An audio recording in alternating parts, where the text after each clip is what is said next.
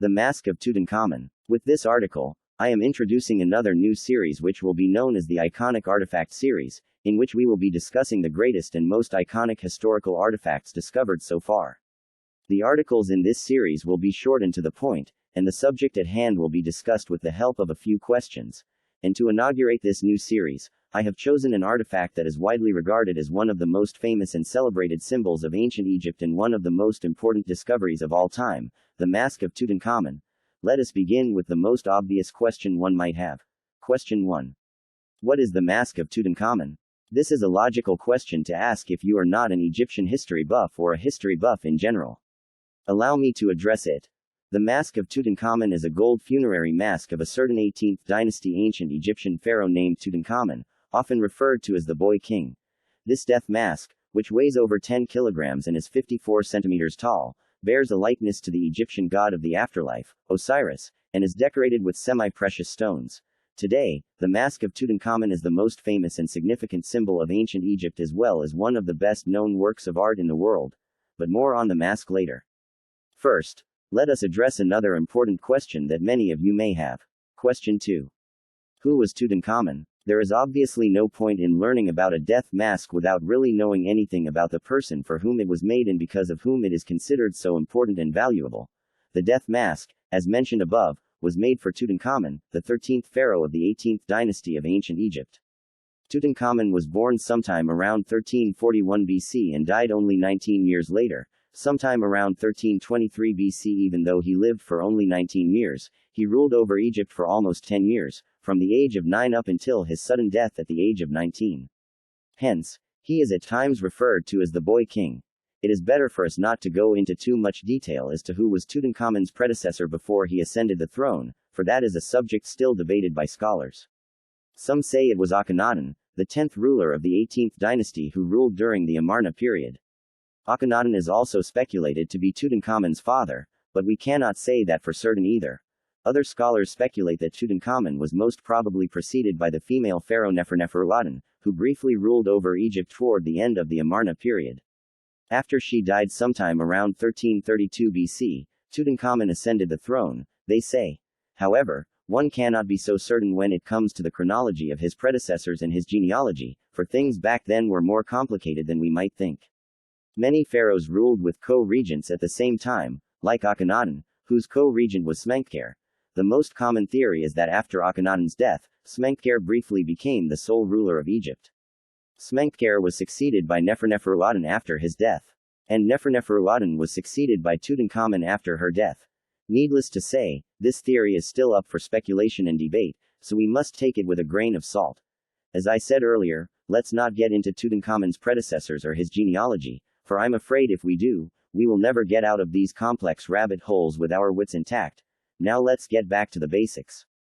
Tutankhamun was way too young to become the pharaoh of Egypt at the mere age of 9, and a lot of the major changes and reversals in Akhenaten's policies undertaken by him were most probably instigated by his adult advisors. He undertook several significant societal changes during his almost 10-year reign, such as restoring the traditional polytheistic form of ancient Egyptian religion, thereby undoing the religious shift known as Atenism or Aten religion founded by Akhenaten. Tutankhamun reversed many other societal changes initiated by Akhenaten and even moved the royal court away from Amarna, which Akhenaten had chosen as his capital. Over his decade-long reign, Tutankhamun became one of the few pharaohs who was worshipped as a deity during his own lifetime, something which usually happened posthumously for most pharaohs. He was venerated and honored with temples and mortuary cults while he was still alive, which was a rare occurrence. Temples of his cult were built as far away as Faras in Nubia and Kawa, now in Sudan. A stele discovered at Karnak, near Luxor, which is dedicated to him, indicates that he was probably appealed to for forgiveness and to free the petitioner from an ailment caused by sin. The pharaohs of Egypt were believed to hold divine office, acting as a link between the gods and the common man. Today, Tutankhamun is mainly known for the immense amount of wealth found in his tomb, when the tomb was discovered in a near-intact condition in 1922. The exact reason for his sudden death at such a young age is not known yet, although it is generally agreed upon that he suffered from poor health and was a weak boy. He is believed to have suffered from several illnesses, including scoliosis, several strains of malaria, and other issues such as a broken leg. A combination of all his illnesses was probably what led to his sudden death at the young age of 19. Question 3. Where and when was the mask discovered? The tomb of Tutankhamun was discovered at the Theban necropolis in the Valley of the Kings in 1922, in an expedition led by British archaeologist and Egyptologist Howard Carter. The discovery of Tutankhamun's tomb is considered one of the greatest and most significant archaeological discoveries of all time. The tomb was discovered in a near-intact condition as it was hidden by debris for thousands of years, preventing it from being robbed by grave robbers, a fate the tombs of most other pharaohs have suffered. Although the tomb was discovered in 1922 and opened in 1923, it took the excavation team another 2 years to be able to open the heavy sarcophagus which contained Tutankhamun's mummy. It was only in October 1925 that the excavation team opened the innermost of 3 coffins and found the gold death mask, which was seen for the very first time in around 3,250 years. In December 1925, the mask was removed from the tomb and transported to the Egyptian Museum in Cairo for public display, where it rests to this very day. Question 4. What are the characteristics of the mask?